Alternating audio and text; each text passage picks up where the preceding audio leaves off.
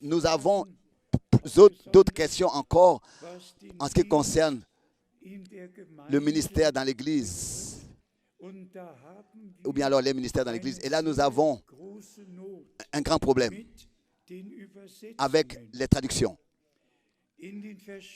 Dans les différentes Bibles, il y a des mots qui sont redonnés différemment.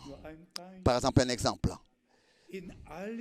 Dans toutes les Bibles, il est écrit dans Éphésiens chapitre 4, verset 11, Dieu, dans l'Église, a établi les uns comme apôtres, prophètes, pasteurs, docteurs et évangélistes. C'est comme ça que c'est écrit chez nous dans la Bible.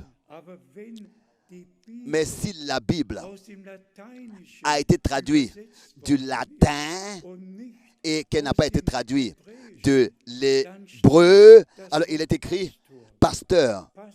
Chez nous, c'est écrit berger, berger, berger. Et là, du latin, c'est écrit pasteur. Mais dans notre Bible, le mot n'est pas écrit une unique fois, pasteur. Dans notre Bible, ce n'est pas écrit pasteur. Parce que le mot pasteur en hébreu veut dire berger. Donc, il a donné les uns comme berger pour paître les brebis. Un berger. Et le mot pasteur n'existe pas dans les traductions qui viennent de l'hébreu. C'est pour cette raison que nous avons des problèmes déjà dans la traduction. Peut-être que je vais devoir écrire là-dessus pour montrer ce qui est écrit dans la forme originale.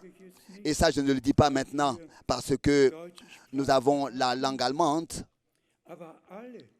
Mais tous ceux qui viennent du monde latin n'ont jamais aimé l'hébreu. Aimer l'hébreu parce que